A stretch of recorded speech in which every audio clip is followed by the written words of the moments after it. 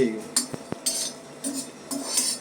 બોલને હું છે એ તો બોલતી નથી, કઈ નથી. ખડા મસાલા અને આપણે પહેલા વ્યવસ્થિત રીતે છે ને ધીરે ગેસ ઉપર છે ને શેકી લઈએ. એનામાં છે 1 ચમચી ધનિયા, 1 ચમચી જીરું, અડધી ચમચી વરિયાળી, 2-3 તજના પાન, 1 સ્ટાર ફૂલ છે, 4-5 મરી છે, 2-3 લવંગ છે અને આ તજ 1 ઇંચ છે. તેને સારી રીતે આપણે પહેલા શેકી લઈએ. બંધ થઈ ગયું. આના પછી કાઢી લઈએ એક ડીશમાં.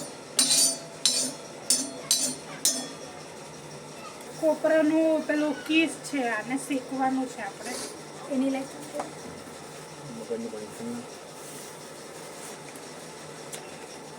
એને સખત હલાવતા રહીએ. હવે આપણે પેલું ખમણ નહીં મળ્યું કોપરાનું એટલે કીસ લાવ્યા ને કોપરું બી નહીં મળ્યું, નહીં તો આપણામાં તોડીને નાખીએ ને એટલે. તો અત્યારે જે મળ્યું તેને આપણે થોડુંક સર્વાઈકલ કરી લઈએ.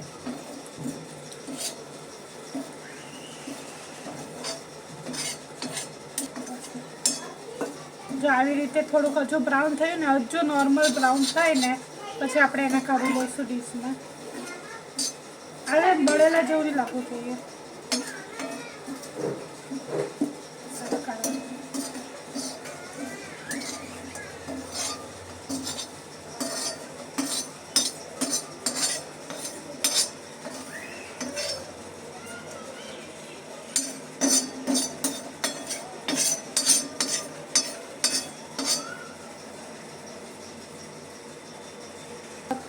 તવા પર 1 કાંદો નાખીને પહેલાં થોડું ખલાઈ લેવાનું.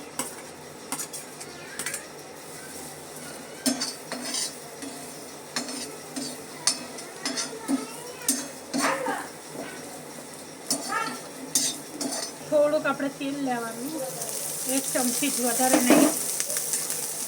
અને સારું એવું શેકાવા દઈશું. થોડાક કાંદા શેકાયા કે એનામાં 1 ટામેટું નાનું અને 5-6 લસણની કળી નાખી દેવાની છોલેલા, અને એને સારી રીતે મિક્સ હલાવી દેવાનું. બસ આવી રીતે થોડાક બ્રાઉન જેવા થઈ ગયા, વધારે નહીં કરવાના, નોર્મલ. એનો કચ્ચા પણ દૂર થઈ ગયો કે આપણે એને કાઢી લઈશું પ્લેટમાં.